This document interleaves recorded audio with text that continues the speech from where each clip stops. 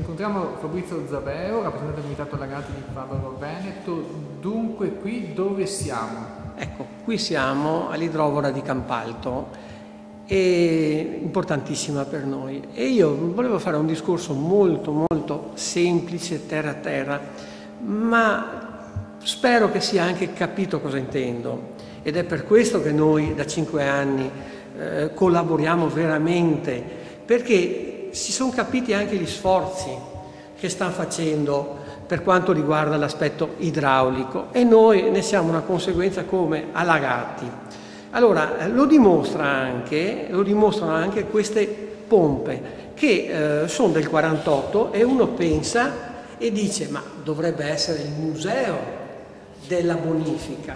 In realtà noi l'abbiamo capito che l'importanza dei consorzi è vitale, perché in questi ultimi 30 anni noi siamo andati sotto. Perché?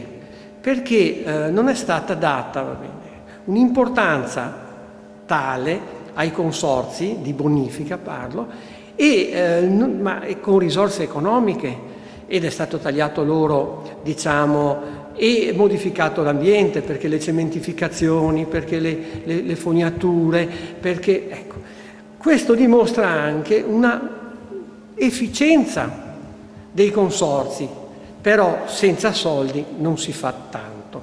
Ecco, dimostra l'efficienza il fatto che pompe del 48 sono ancora che ci salvano perché danno 3 metri cubi al secondo, danno quel di più che le cementificazioni hanno portato via e non c'è tempo e non c'è denaro per sostituire queste pompe. Certo che ci sono delle nuove, poi andremo a vedere le nuove, però non bastano mai. Siamo ancora in debito idraulico, questo voglio dire. Perché? Perché le cementificazioni, perché tutto quello che è stato, va bene, chiamiamolo progresso, se così vogliamo dirlo, non hanno mai tenuto conto dell'aspetto idraulico. Tanto non piove, tanto non ci sono problemi, però poi in mezz'ora, e qui è cambiato anche il tempo atmosferico, perché vediamo che abbiamo sempre di più acquazzoni che arrivano quasi piogge monsoniche, 3 mesi senza pioggia, siccità, e poi in mezza giornata, in un giorno, come è capitato 5 anni fa, quel famoso 26-27 settembre 2007, dove non ce l'hanno fatta, dove le pompe, dove le idrovore erano insufficienti, dove in qualche momento dell'anno, e l'abbiamo avuto anche quest'anno, ma l'abbiamo avuto anche l'anno scorso, qui siamo sotto pressione e lo dimostrano anche queste pompe del 48. Non è certo per incuria o per insufficienza del consorzio di bonifica che queste pompe sono qua, è perché in realtà sono stati sempre messi un po' in disparte economicamente. Ecco perché dico, la tassa che noi paghiamo, io l'ho già ribadito, è una tassa che è l'unica forse che si vede veramente, ma poi tra l'altro sappiamo, e lo dicono tutti, un euro non investito in questo aspetto, perché stiamo parlando qui dei consorzi, della gestione delle acque, un euro non investito qui ci costerà 10 euro di danni, avendo ancora il problema. Allora, ritornando a queste idrovore, dico che un altro aspetto che non è stato tenuto conto sono i fossati. Ecco, attenzione, ti interrompo un attimo Fabrizio Zabeo. A proposito dei fossati, vorrei permettere questo, guardiamo un attimo questa finestra, io mi giro un attimo con la telecamera praticamente sulla sinistra dei teleschermi dei nostri telespettatori, quindi proprio rapidamente, ecco, se mi vuoi seguire, sì. Così, ecco, e noi vediamo che c'è dell'acqua in arrivo, c'è un canalone che praticamente riceve poi tutti i vari affluenti, cioè i vari fossati. Sì. Adesso io tanto mi sposto un attimo tecnicamente per non creare dell'ombra, altrimenti i telespettatori non ti vedono più. Ecco, questo dunque, al di là di questa parentesi, voglio dire, capita che però a volte qui l'acqua non arriva tutta e ci sono gli allagamenti a monte. Questo vuol dire che ci sono dei danni, mi viene in mente le cementificazioni. A te la parola. Sì, è un altro problema questo. No, perché va spiegato fino alla fine. Esatto, ed è per quello che ho detto, noi parliamo anche semplicemente, nel senso che se qui potenzialmente anche siamo in equilibrio, l'abbiamo visto, però se l'acqua non arriva qui, perché c'è tutta una rete dietro, una rete che va gestita, che va fatta manutenzione, e se la rete, ed è la rete in gestione comunque del consorzio, non è che sto criticando il consorzio, è che in pratica tutta la cementificazione che c'è, che è arrivata, non stiamo lì a vedere o contestare, stiamo solo partecipando e vogliamo partecipazione di tutti, non vogliamo vedere di chi o di come, ma diciamo tutta la rete non ha più la capacità di sopportare e di portare velocemente l'acqua alle pompe. E qui una parentesi, povero consorzio che deve lavorare il doppio e il triplo per poi fronteggiare questi problemi. Sì, come nel 2007, dove tutta l'acqua che scendeva non arrivava qui così velocemente. Perché? Perché trovava altre strade. Quali?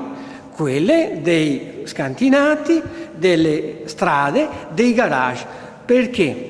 Perché tutti, poi un altro problema, perché? Perché tutti i fossati sono spariti, non sono più manutentati, ci sono fossati dei proprietari, ci sono privati, ci sono i fossati del comune.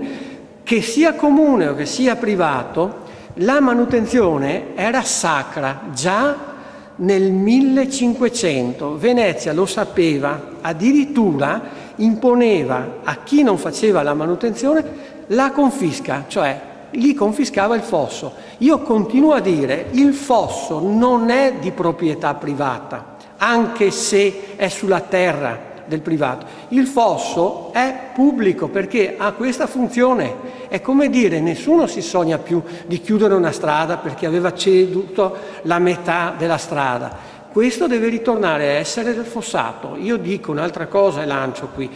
Dico che se il fossato, il privato non riesce a manutentarlo, va bene, noi siamo disposti ad adottarlo. Lui lo rilascia al comune e qualcuno lo adotterà, però deve lasciare lo spazio per manutentarlo e non posso più trovarmi murette o su fossati, va bene, dei tubi minuscoli perché costano, allora metto un tubo piccolo e sopra il tubo metto la muretta perché il mio confine è là. No, il fossato del privato è un fossato di tutti. Sembra strano, ma è così. Dovremo ritornare, e questo l'abbiamo detto, il comune dovrà ridare, va bene, e questo lo farà anche, dovrà ridare importanza a questo aspetto.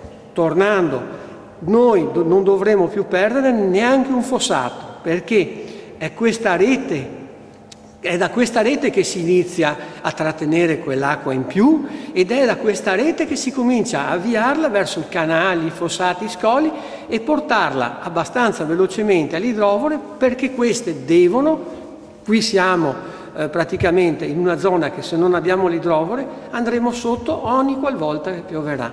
Ecco, io spero che il discorso che ho fatto sia semplice ed è questo, nella semplicità dico, tutti dovremmo collaborare, tutti, dal primo all'ultimo cittadino, per riportare questa situazione idrica ad una situazione almeno tollerabile. E questo bisogna farlo anche con i bambini a scuola, imparando, va bene, cos'era il fossato e rivedendo anche che il fossato era un ambiente, va bene, dove esistevano gli animali, dove avevano bisogno anche questi di un qualcuno che... ecco, e questa è la partecipazione, questa è la condivisione dell'acqua da parte di tutti. Grazie Fabrizio Zabeo, rappresentante del Comitato Lagati di Favaro Veneto, per queste importanti considerazioni. A presto. Grazie a voi.